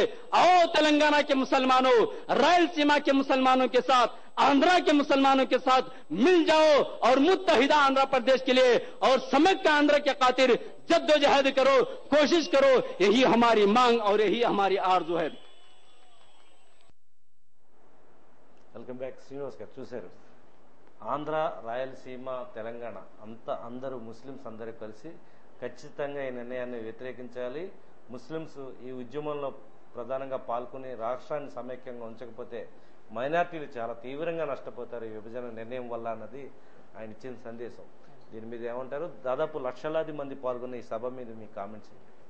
ఇప్పుడు హైదరాబాద్లో చూస్తే అండి జాబ్స్ మొత్తం అంతా హైదరాబాద్లో ఉన్నాయి. అక్కడ గవర్నమెంట్ సెక్టర్ మొత్తం రిజర్వేషన్స్ ప్రకారంగా ఉంటాయి ఎవ్రీథింగ్. సో ఇప్పుడు ఒకవేళ సెపరేట్ అయిందనుకోండి హైదరాబాద్ వాళ్ళకి ఇచ్చేస్తే రిజర్వేషన్స్ అన్నీ నష్టపోతారు. తెలంగాణ వాళ్ళకి బెనిఫిట్ జరుగుతుంది, అటు కోస్తాంధ్ర ఉన్న వాళ్ళకి రాయలసీమ ఉన్న వాళ్ళకి బెనిఫిట్ ఉండదు. సో ఇప్పుడు ఈ విధంగా ఈ ప్రక్రియ వల్ల నష్టపోయేది ఎక్కువ ప్రస్తుతం విద్యార్థులే. సో రానున్నప్పుడు వాళ్ళ ఉద్దేశం ఏంటంటే అక్కడ ఉన్న వాళ్ళని ఇక్కడ పంపించేస్తే వాళ్ళు కొత్తగా జాబ్స్ ఏర్పాటు చేసుకోవచ్చు అని అంటున్నారు. ప్రస్తుతం వాళ్ళు ఓన్లీ గవర్నమెంట్ సెక్టర్ గురించి మాట్లాడుతున్నారు. బట్ ఇదే ప్రాబ్లం ప్రైవేట్ సెక్టర్లో కూడా వస్తుంది. నాట్ ఓన్లీ ఇది కానీ ఇంజనీరింగ్ కాలేజ్లో కూడా చాలామంది అడ్మిషన్స్ కోసం చూసుకున్నా ఇప్పుడు చాలామంది ఓన్లీ తెలంగాణ వాళ్ళు అక్కడ జాయిన్ అయ్యారు తప్ప ఆంధ్ర వాళ్ళు అక్కడ జాయిన్ అవ్వాలంటే ఆలోచిస్తుంది. ఎందుకంటే ఈ ఇష్యూస్ వల్ల హైదరాబాద్ ఇప్పుడు రేపొద్దున డ్యూటీ చేసినా లేదా తెలంగాణ వాళ్ళకి ఇచ్చేసిన ఫలితం ఏంటి, మనకు ఉంటే మనం మనుగడ బాగుంటుందా లేదా అన్న ఆలోచనలో ఉన్నారు వాళ్ళు. సో ఇప్పుడు ఈ విభజన ప్రక్రియను అడ్డుకోవాలంటే ప్రధానంగా చేయాల్సిన కర్తవ్యం ఏంటి? ఇక్కడ సీమాంధ్ర ప్రజలు ఏ విధంగా ఉద్యమించాల్సిన అవసరం ఉంది? నేతలు ఏ విధంగా వ్యూహంతో వెళ్తే మనం విజయం సాధించే అవకాశం ఉంది? నేతలు రోజుకు ఒక రకంగా మాట్లాడారు. ఈ రోజు ఒకళ్ళు ఒక స్టేట్మెంట్ మాట్లాడారు, రేపు ఇంకో పార్టీ వాళ్ళు ఇంకో స్టేట్మెంట్ మాట్లాడుతున్నారు. వాళ్ళ రాజకీయ లబ్ధి కోసమే మాట్లాడుతున్నారు తప్ప దేశ ప్రయోజనం కానీ రాష్ట్ర ప్రయోజనం గురించి మాత్రం ఎవ్వరూ మాట్లాడలేదు. నిజంగా మాట్లాడాలంటే అందరూ ఒక దగ్గర సమైక్యంగా ఒక దగ్గర కూర్చొని మీటింగ్ పెట్టుకుని జస్ట్ ఏం చేయాలన్నది ఫర్దర్గా డిసిషన్స్ గురించి మాట్లాడితే బాగుంటుంది. ఈరోజు దిగ్విజయ్ సింగ్ గారు కొద్ది రోజుల క్రితం మాట్లాడారు, ప్రభుత్వ సంస్థ ఉద్యోగులు బంద్ చేస్తున్నారు, ప్రైవేట్ సంస్థలు చేయట్లేదు అంటున్నారు. వాస్తవానికి ప్రైవేట్ సంస్థ వాళ్ళు కూడా చేస్తున్నారు. ఎందుకంటే వాళ్ళు ప్రైవేట్ ఆర్గనైజేషన్ వాళ్ళు ఏంటంటే పబ్లిక్గా కొంతమంది చేస్తారు కానీ మొత్తం వచ్చి అక్కడ కనబడదు. బట్ గవర్నమెంట్ సెక్టర్ అంటే రికార్డెడ్ పూర్వంగా మొత్తం అంతా కనిపిస్తూ ఉంటుంది. సో ఉద్యమంలో అన్ని వర్గాల పాత్ర ఉంది. ఆయన కావాలని ఎందుకు అటువైపు మాట్లాడుతున్నారన్నది అర్థం కాని పరిస్థితి. ఇక్కడ నేతల పనితీరు అంటే వాళ్ళ ఒత్తిడి తేవడంలో కొంత విఫలం చెందిన వాతావరణం వల్ల ఈ విధంగా జరుగుతుందన్న విమర్శలు కూడా బాగా అనిపిస్తాయి. మళ్ళీ మీ దగ్గరికి వద్దాం. ఒకసారి రామానుజం గారి దగ్గరికి వెళ్ళి, రామానుజం గారు ఇప్పుడు దిగ్విజయ్ సింగ్ మాటల గురించి చెప్తున్నారు మీరు. దిగ్విజయ్ సింగ్ మధ్యప్రదేశ్ ముఖ్యమంత్రిగా ఉన్నారు. ఆయన ముఖ్యమంత్రిగా ఉండగా ఆ రాష్ట్రాన్ని 2 రాష్ట్రాల కింద పడగొట్టారు. దిగ్విజయ్ సింగ్ పూర్వాపరాలు మనం పరిశీలిస్తే ఆయన రాజవంశస్థుడు. ఆ రాజరికపు ఛాయలు ఇంకా పోలేదు ఆయనకి. ఆయన కాంగ్రెస్ పార్టీ వర్కింగ్ కమిటీ మెంబర్గా ఉండి వర్కింగ్ కమిటీ మెంబర్గా నేను తీర్మానం చేసాం, మేము అందరం చేసాం కాబట్టి ఆ శిలాశాసనం అంటున్నాడు ఆయన. మరి నిన్న ముఖ్యమంత్రి గారు అడిగినట్టుగా నెహ్రూ గారు అప్పట్లో మరి రాష్ట్రం ప్రకటించినప్పుడు కానీ లేదంటే పార్లమెంట్లో రాష్ట్రం గురించి ఏదో భాషా ప్రయుక్త రాష్ట్రాల గురించి ఆయన చెప్పినప్పుడు కానీ, తర్వాత ఇందిరాగాంధీ గారు 72లో పార్లమెంట్లో ఎట్టి పరిస్థితుల్లో రాష్ట్రాన్ని విడగొట్టడం, రాష్ట్రం యథాతథంగా అలా ఉండవలసిందని చెప్పి ఆవిడ కొండపత్రం కొట్టినప్పుడు కానీ, అప్పుడు వర్కింగ్ కమిటీలో అప్పుడు కూడా తీర్మానం చేసి ఉంటారు కదా, అవన్నీ జరిగినాయి. నీటి రాతలు అంటారు. అలాగే 2004లో ఇదే కాంగ్రెస్ పార్టీ వర్కింగ్ కమిటీలో మేము సెకండ్ ఎస్ఆర్సీ కట్టుబడి ఉన్నామని చెప్పి తీర్మానం చేశారు. కాబట్టి తీర్మానం అనేది శిలాశాసనం కాదు. ముఖ్యమంత్రి గారు చెప్పినట్టుగా మరి అటువంటిప్పుడు ఎన్నోసార్లు శిలాశాసనాలు అనుకుంటే ఎన్నోసార్లు వాళ్ళు తీర్మానాలు చేశారు, ప్రజాభిష్టం మేరకు మార్చిన సందర్భాలు ఉన్నాయి. ఫర్ ఎగ్జాంపుల్ నిన్నే మనం చూస్తే కేంద్ర ప్రభుత్వం ఆర్డినెన్స్ తీసుకొచ్చింది, నేర చరిత్రల్ని ఎలా రక్షించాలని చెప్పి ఆర్డినెన్స్ తీసుకొచ్చారు మన మన్మోహన్ సింగ్ గవర్నమెంట్. అదే ఆర్డినెన్స్ ని కాంగ్రెస్ పార్టీ పంపించింది, రాష్ట్రపతి వెనక్కి తిప్పి పంపించేశాడు. అదే కాంగ్రెస్ పార్టీ యొక్క ఉపాధ్యక్షుడు రాహుల్ గాంధీ నెంబర్ 2 ఆయన నాన్ సెన్స్ ఇది పక్కన పడేయాలని చెప్పి అన్న సందర్భం మనం చూసాం. ఆయన అలా అన్న వెంటనే కాంగ్రెస్ పార్టీ మాట మార్చి మేము ఆర్డినెన్స్ వెనక్కి తీసుకున్నామన్న ప్రకటన చేశారు. మన్మోహన్ సింగ్ గారు కూడా అమెరికాలో ఉన్న ఆయన నేను వచ్చిన వెంటనే కేబినెట్ మీటింగ్ పెట్టి దాని మీద చర్చించి అవసరమైతే వీళ్ళు రిటర్న్ బ్యాక్ అంటే మళ్ళీ వెనక్కి తీసుకున్నామని చెప్పి ఆయన అమెరికాలో రాహుల్ గాంధీ వ్యాఖ్యల మీద ప్రకటించడం జరిగింది. మరి అలా చేసినప్పుడు ఇప్పుడు కేంద్ర ప్రభుత్వం తీసుకొచ్చిన ఆర్డినెన్స్ ని వెనక్కి తీసుకోగలిగినప్పుడు ప్రజాభిష్టం మేరకి ఇది మన సిడబ్ల్యూసి శాసనం మార్చుకోవాల్సిన అవసరం ఎందుకు లేదండి? దిగ్విజయ్ సింగ్ మాట్లాడితే వీడియో ముందుకు వచ్చి టీవీ ముందుకు వచ్చి ఛానల్స్ ముందుకు వచ్చి ఆ శిలాశాసనం కాంగ్రెస్ పార్టీ మార్చేది లేదు, ఆ ప్రాంతీయ పార్టీలు కాబట్టి తెలుగుదేశం అనే వైఎస్ఆర్సీపీ వాళ్ళు మాట మార్చారు కానీ కాంగ్రెస్ పార్టీ మార్చదు, వీల్ గో అహెడ్, తెలంగాణ ఇచ్చేస్తాం, నోటు తయారైపోతుంది, ఇంకా రెచ్చగొట్టే వ్యాఖ్యలు చేసి ఆయన సీమాంధ్ర ప్రజలని మనసును గాయపరుస్తున్నాడు. సో అంటే ఉద్యమాన్ని ఇంకా పీక్ స్థాయికి ఆయనే తీసుకెళ్తున్నాడు. డెఫినెట్ గా దిగ్విజయ్ సింగ్ గారు ఆ మాటలని మాట్లాడకూడదు, ప్రజలను రెచ్చగొట్టడం కానీ ఆ స్థాయిలో ఉండి ఇదంతా రామానుజు గారు ఒక వ్యూహం ప్రకారం జరుగుతుందని భావించవచ్చా? అంటే ఇంటలెక్చువల్ రాజరికం అంటున్నారు, లేకపోతే ఇన్ని రాష్ట్రానికి 2 సార్లు సీఎం చేసిన వ్యక్తి ఆ విధంగా వ్యాఖ్యానించడం వెనక ఉన్న అర్థం ఏంటి? అది చాలా దురదృష్టకరం అండి. వాళ్ళు అదే రాజరిక వ్యవస్థ, మోనోపోలి, ఆటోక్రాటిక్ యాటిట్యూడ్, ఆ రాజరికపు వ్యవస్థ ఉన్న యాటిట్యూడ్, అటువంటి యాటిట్యూడ్ని ఈయన అధికారం ద్వారా, ఈయన ఉన్న పొజిషన్ ద్వారా చూపిస్తున్నాడు. అది దురదృష్టకరం. ఇప్పుడు కాంగ్రెస్ పార్టీ ఒక నిర్ణయం తీసుకుని ఉండొచ్చు, కానీ ఆయన రోజు కొండ బదులు కొట్టినట్టు ప్రజలను గాయపరిచేలా మాట్లాడటం, ఎట్టి పరిస్థితుల్లో మేము వెనక్కి వెళ్ళాలంటాం, ఇవి ప్రజాస్వామ్య దేశంలో హర్షించదగ్గ పరిణామాలు కాదు. అంటే ఆయన సింగ్ అక్కడ అలా అంటారు, తర్వాత ముఖ్యమంత్రి ఇలా మాట్లాడతారు, బొత్స సత్యనారాయణ గారు ఇంకోలా మాట్లాడతారు, శైలజానాథ్ గారు ఇంకోలా మాట్లాడతారు. వీటన్నిటిని ఏ విధంగా అర్థం చేసుకోవాలి? వీళ్ళు ఏ రకంగా కూడా ఇప్పుడు మనం చూసాం, 60 రోజుల నుంచి ఉద్యమం జరుగుతుంది, ప్రాంతాల వారీగా అన్ని పార్టీలు ఉద్యమం చేస్తున్నారు. కానీ మనం ఏ సందర్భంలో కూడా పార్టీలకు అతీతంగా వీళ్ళందరూ ఒక చోట కూర్చుని చర్చించుకుని ఏం చేద్దామని అనుకున్న ఆ పాపాను పోలేదు 20 రోజుల్లో. ఎవరు మట్టికాళ్ళు ఎవరు పార్టీ ఆఫీసులో వాళ్ళు బయటకు వచ్చి పార్టీ తరఫున స్పోర్ట్స్ మెన్స్ కింద రాజకీయ లబ్ధి ఎలా వస్తుందని చెప్పి వాటిని ఆధారంగా చేసుకుని మాట్లాడటం తప్ప, ఎదురు పార్టీల మీద మాట్లాడటం తప్ప వీళ్ళకి చిత్తశుద్ధి లేదండి. ఓకే ఓకే, మళ్ళీ మీ దగ్గరికి వద్దాం. ఆర్ శ్రీనివాస్ గారు మీరు చెప్పండి. ఇప్పుడు 2 ప్రాంతాలకు సంబంధించిన నేతలు రామానుజన్ గారు చెప్పినట్టు లెక్కలు వేసుకోవడంలో బిజీ ఉన్నారు, మనకు మైలేజ్ ఎంత వచ్చిందనే ఆలోచనలో ఉంటున్నారు.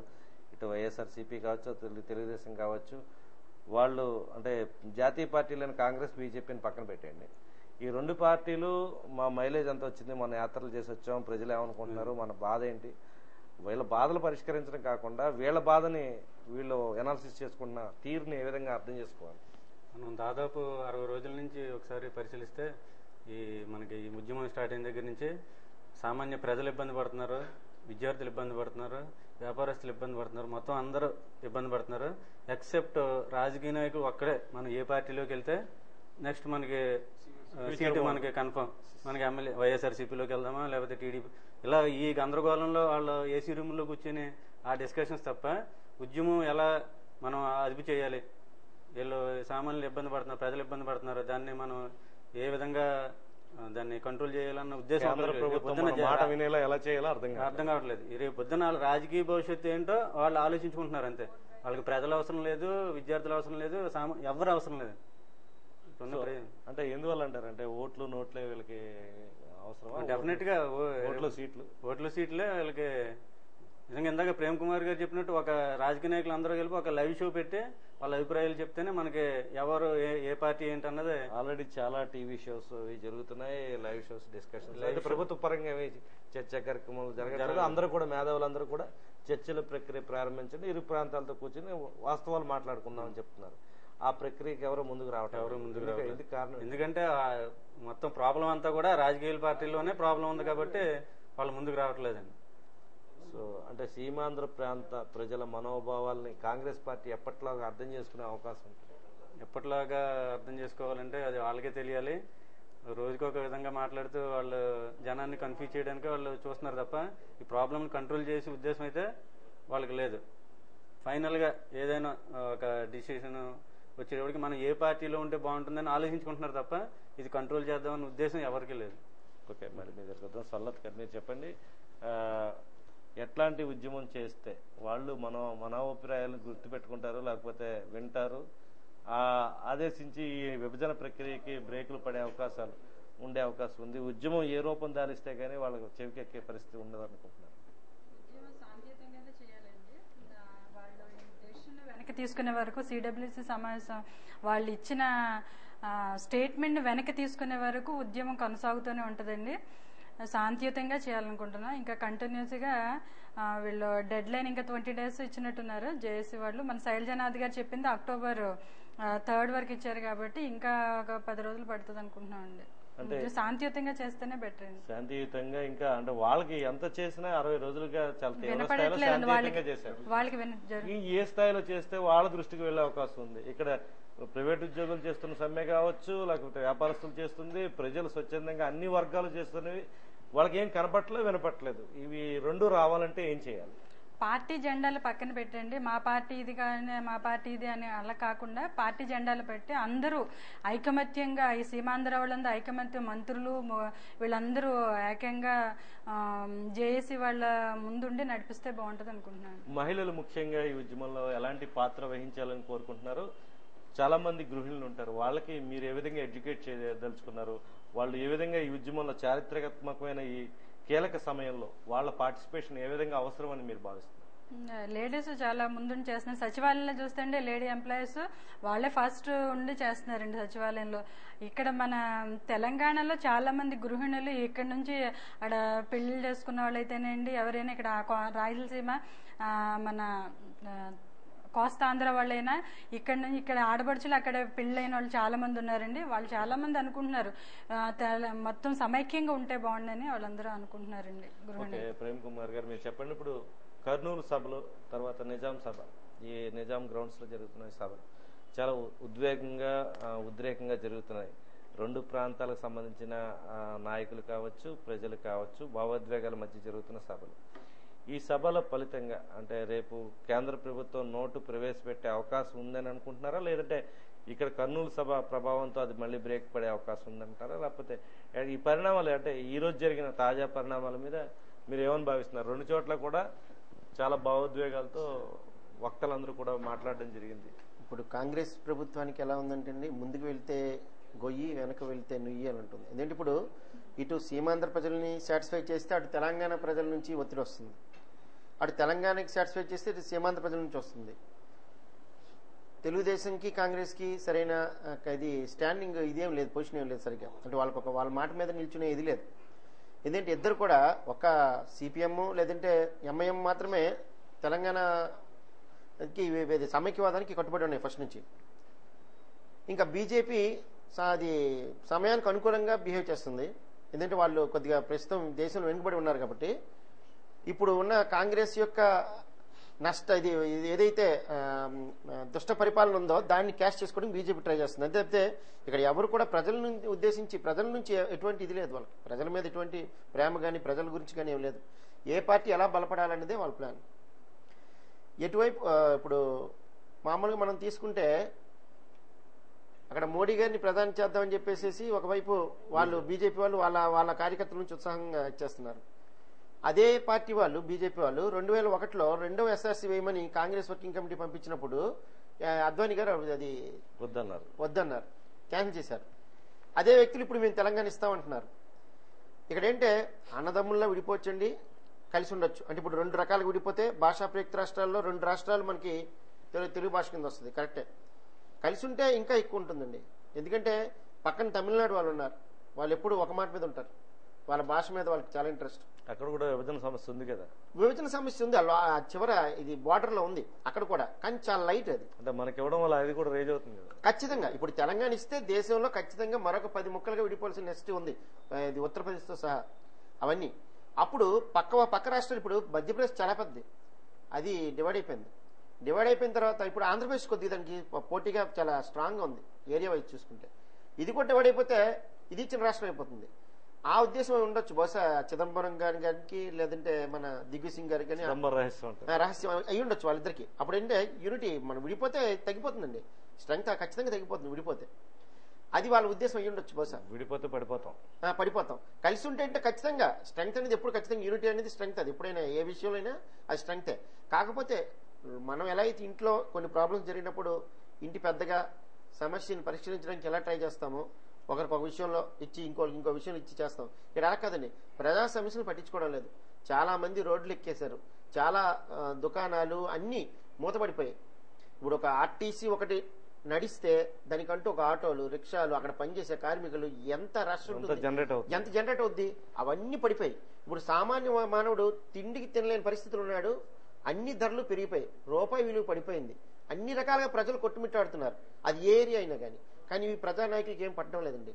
శ్రీనివాస్ గారు అన్నట్టు వాళ్ళు నెక్స్ట్ ఏ పార్టీకి వెళ్తే ఏ పార్టీది అంటే ప్రజల కోసం వాళ్ళు ట్రై చేస్తున్నారు. ప్రజలు లేదంటే మనల్ని నిలదీస్తారు లేదా గెలిపించరు అని నాటకాలు ఆడుతున్నారు తప్పితే వాళ్ళెవరు రాజీనామాలు చేసో లేదంటే ఏది కరెక్ట్ పాయింట్, అటు గవర్నమెంట్ ని ఆపాలంటే ఏం చేయాలి అనేది ఆంధ్రప్రదేశ్లోని ఏ నాయకులకి చిత్తశుద్ధి లేదండి. అంటే ఈ సమస్య పరిష్కారం కావాలంటే ఏంటి ఫార్ములా ఏంటంటారు? ఇందాక చర్చలు అని చెప్పారు, ఇంకా ఏమైనా ఉన్నాయా? ఇప్పుడు ఎవరైతే ఇప్పుడు ఆ తెలంగాణ నాయకులు ఇప్పుడు ఏంటంటే ఇది ఇప్పటి వరకు వస్తున్నవన్నీ అంటే సార్ చెప్పినట్టు రాజరికం అనొచ్చు, లేదంటే ఒక అధికార దాహం కోసం జరిగినవండి ఇవన్నీ. మీరు అప్పుడు 1969 ఆ టైంలో చూస్తే మర్రి చెన్నారెడ్డి గారు కేంద్ర మంత్రిగా వెళ్ళిపోయారు. ఇక్కడ కాసు బ్రహ్మానంద రెడ్డి గారి దగ్గర మంత్రిగా ఉంటూ ఈక్వల్ పొజిషన్లో ఉండి ఒక మామూలు మంత్రిగా ఉంటూ కేంద్ర మంత్రిగా వెళ్ళిపోయారు. వెళ్ళిపోతే ఆయనకి ఆపోజిట్గా ఉన్న వ్యక్తి వందే మాత్రం రామచంద్రరావు గారు ఉంటాను. ఆయన ఏం చేశారంటే ఆయన ఎన్నిక తప్పని కొట్టివేశారు. దాంతో 6 years ఆయనకి ఎటువంటి ఇది లేదు. ఖాళీగా ఉండలేక దాన్ని భరించలేక తెలంగాణ ఉద్యమం మొదలుపెట్టారు ఆయన. సిమిలర్ టీడీపీ నుంచి బయటకు గెంటు వేయబడిన కేసీఆర్ గారు ఆయన కూడా ఇలాంటి పరిస్థితుల్లోనే తెలంగాణ ఉద్యమం మీరు ఎప్పుడైతే ఇదవుతారో అప్పుడే మీకు తెలంగాణ ఉద్యమం మీకు గుర్తొస్తుంది. లేనప్పుడు తెలంగాణ ప్రజలు మీకు గుర్తుకురారా? తెలంగాణలో ఎటువంటి ఇప్పుడు ఒక ప్రాంతం వెనుకబడడానికి మెయిన్ కారణమే అక్కడ విద్యా అవకాశాలు లేకపోవడం, విద్యా ఉపాధి లేకపోవడం. ఇలాంటివి కానివ్వకుండా మీరే అడ్డుకున్నారు. మీ ప్రాంతం డెవలప్ అవ్వకుండా మీరే అడ్డుకున్నారు. అయితే మళ్ళీ మీకు పోటీ వచ్చేస్తారు అందరూ. ఓకే, ఫైనల్ గా ఆర్ శ్రీనివాస్ గారు మీరు చెప్పండి, మీరేమంటారు? ఈ కన్క్లూజన్ ఏముంది ఈ సమస్యకి? ఆంధ్రప్రదేశ్ మామూలుగా 4 స్థానంలో ఉన్న అతిపెద్ద రాష్ట్రంలో 4 స్థానం. ఇప్పుడు విభజన జరగడం వల్ల 2 చిన్న రాష్ట్రాల కింద ఏర్పడతాయి. మామూలుగా చూస్తే 42 పార్లమెంట్ స్థానాలు ఉన్నాయి. మామూలుగా 42 మందికి ఎంతమంది ఎన్నికైనా రాజకీయ వాళ్ళు ఏం చేస్తున్నారంటే మినిస్టర్ పదవులు ఒకరికా 2కా ఇస్తున్నారు. రేపు పొద్దున విడిపోతే 15 మంది తెలంగాణ, మిగతా వాళ్ళు ఇటు కోస్తా వెళ్ళక ఉంటారు. దానివల్ల ఏంటంటే ఎవరు మినిస్టర్ పదవుల్లో ఇవ్వడానికి ఇష్టపడరు. ఏ పార్టీ వచ్చినా రేపు పొద్దున సెంటర్లో. దానివల్ల అంటే నష్టపోయేది మన ఆంధ్ర జనమే. ఫైనల్ గా సమయం మించిపోయిందండి. స్వర్ణలత గారు ఫైనల్ గా మీరు చెప్పేది ఏంటి 1 నిమిషంలో చెప్పండి. ప్రేక్షకులకి ఈ కార్యక్రమం ద్వారా మీరు ఇచ్చే మెసేజ్ ఏంటి? విద్యార్థుల్ని ముందే తీసుకెళ్లాలండి. అంటే వాళ్ళ భవిష్యత్తుని మనం చేతిలో పెట్టుకొని వాళ్ళ ముందుకి నడిపించాలనుకుంటున్నాం. అంటే ఉద్యోగాలు విషయంలో వాళ్ళు ఐటీ పరంగానైనా మన హైదరాబాద్ అయితేనే బాగుంటుంది అనుకుంటున్నాం. అంటే అది డెవలప్డ్ హైదరాబాద్ కాబట్టి ఉద్యోగాల పాయింట్ ఆఫ్ వ్యూలో, వాళ్ళ ఎడ్యుకేషన్ పాయింట్ ఆఫ్ వ్యూలో, ట్రైనింగ్ పాయింట్ ఆఫ్ వ్యూలో మన హైదరాబాదు మనకి కేంద్రంగా ఉంటే అండి, రాష్ట్రం సమైక్యంగా ఉండి హైదరాబాద్ కేంద్రంగా ఉంటే విద్యార్థులు బాగా డెవలప్ అవుతారని అనుకుంటున్నాను. రామానంద గారు ఫైనల్ గా మీరు ఇచ్చే మెసేజ్ ఏంటి ఈ కార్యక్రమంలో? ముఖ్యంగా ఇప్పుడు ఏదైతే ప్రక్రియ ముందు జరుగుతుందో అది వెంటనే కేంద్ర ప్రభుత్వం ఆపాలి. యాంటోనీ కమిటీ తన నివేదిక ఇచ్చిన తర్వాత ఏదైతే ఇష్యూస్ ఉన్నాయో మన సీమాంధ్ర ప్రజల సంబంధించిన ఇష్యూస్ అవన్నీ కూడా అడ్రస్ చేసిన తర్వాత అప్పుడు 2 ప్రాంతాల యొక్క ప్రజల ఆమోదంతో ముఖ్యంగా అసెంబ్లీలో కూడా చర్చించి అసెంబ్లీలో బిల్లు కనుక పాస్ అయితే అప్పుడు కేంద్రం ఎదురుకెళ్తే దానికి నైతికత ఉంటుందని చెప్పి నేను భావిస్తున్నాను. ఎందుకంటే బీజేపీ 3 రాష్ట్రాలు ఇచ్చిన తర్వాత కూడా 3 రాష్ట్రాల అసెంబ్లీలో కూడా ఆ బిల్లు 2/3 మెజార్టీతో ఆమోదం పొందింది. అలాగే తెలంగాణ రాష్ట్రం మన ఆంధ్రప్రదేశ్లో విలీనమైనప్పుడు కూడా స్వర్గీయ బూర్గల రామకృష్ణారావు ఆ రోజు త్యాగం చేసి ఆయన అసెంబ్లీలో బిల్లు పెట్టినప్పుడు కూడా 109 ఓట్లతో ఆ బిల్లు పాస్ అయింది. 140 ఓట్లు ఎన్నో ఉంటే 109 మంది బిల్లుకి ఫర్గా ఓట్ చేశారు. ఒక 20 మంది దాకా వ్యతిరేకించారు. 15 మంది తటస్థంగా ఉన్నారు పార్టీల వారీగా. అది మెజారిటీ 2/3 మెజారిటీతో ఆ రోజు తెలంగాణ ప్రాంతాన్ని, అంటే హైదరాబాద్ స్టేట్లో తెలంగాణ ప్రాంతాన్ని మన ఆంధ్ర ప్రాంతంలో విలీనం చేయడం జరిగింది. అలాగే ఈ రోజు కూడా కేంద్ర ప్రభుత్వం కనుక ముందుకెళ్లే పక్షంలో తప్పకుండా ఆ బిల్లుని అసెంబ్లీ పంపించాలి. అసెంబ్లీలో దాని మీద సమగ్రంగా చర్చించి 2 ప్రాంతాల వారికి సంబంధించిన అంశాలన్నీ కూడా చర్చించి ఆ బిల్లు గనక 2/3 మెజారిటీతో పాస్ అయితే అప్పుడు కేంద్ర ప్రభుత్వం ఎదురుకెళ్ళినా దానికి ఒక అర్థం ఉంటుంది. అది బిల్లు పాస్ అవ్వకపోతే మట్టుకి డెఫినెట్గా కేంద్ర ప్రభుత్వం దాన్ని వెనక్కి తీసుకోవాలి. అలాగే రాష్ట్రపతి దగ్గర వెళ్ళినా కూడా రాష్ట్రపతి కూడా దాన్ని ఆమోదించకుండా తిరస్కరించాలి. అప్పుడే ప్రజలందరికీ న్యాయం చేసినట్టు అవుద్ది. థ్యాంక్ యూ అండి. ఫైనల్ గా ఆర్ శ్రీనివాస్ గారు మీరు చెప్పేదేనా?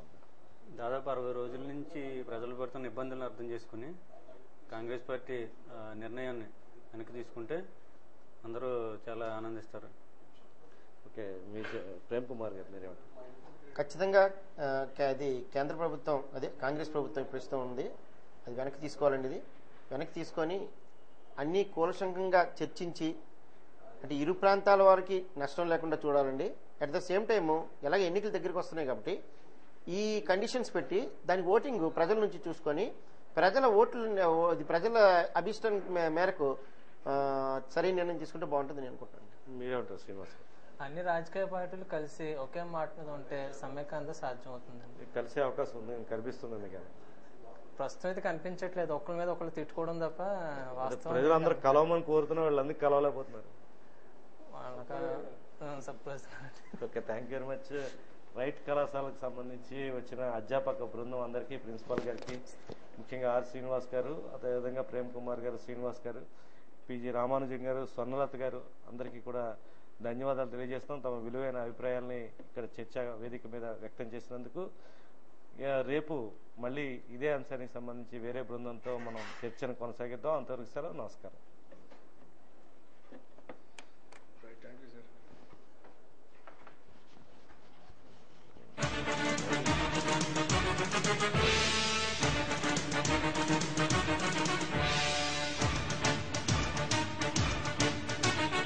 ఓయి తెలుగువాడ పదాది వెలుగువాడ మన కలల పసిడి మేడ నగరింటి నడుమగోడ.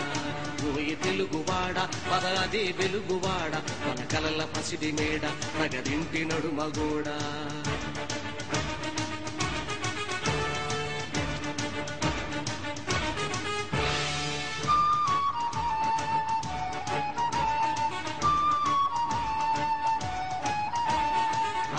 కష్టాలెన్నో ఓర్చి ఓర్చి గుండె మండి కినుకరేచి, అన్న కష్టాలెన్నో ఓర్చి ఓర్చి గుండె మండి కినుకరేచి, సత్యాగ్రహణం చేసి ఒక తండ్రిని ధారపోసి దాయాదుల వెన్ను వంచి సొంత గడ్డ సమార్జించి తెలుగు జాతి పరుగు పెంచి సమైక్యతను నిర్వచించి ఇప్పుడు రాష్ట్రపటం చించి చించి ఏమున్నది ఏమున్నది ఏమున్నది ఏమున్నది. ఓయి తెలుగువాడ పదాది వెలుగువాడ మన కలల పసిడి మేడ నగడింటి నడుమగోడ. ఓయి తెలుగువాడ పదాది వెలుగువాడ మన కలల పసిడి మేడ నగడింటి నడుమగోడ.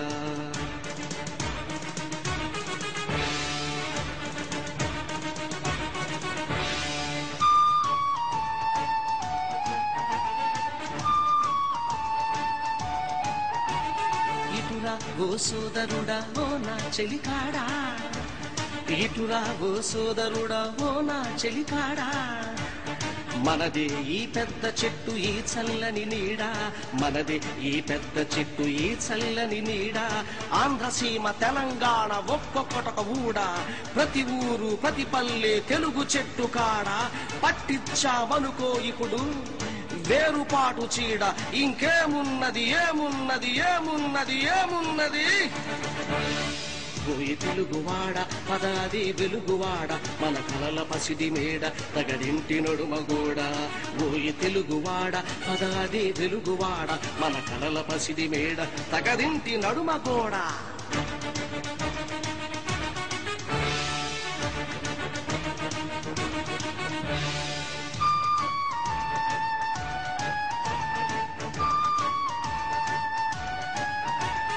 జాతి మహాయాత్ర ఇలా సాగే పోవాలి గాని, జాతి మహాయాత్ర ఇలా సాగే పోవాలి గాని, నడుమన మన అడుగులు తడబడిపోతే నడకలలో వడిపోతే మనకు మనకు చెడిపోతే గొంతుల శృతి విడిపోతే కలయిక సందడిపోతే ఒక స్నేహపు ముడిపోతే తడిపోతే ఏమున్నది ఏమున్నది ఏమున్నది ఏమున్నది.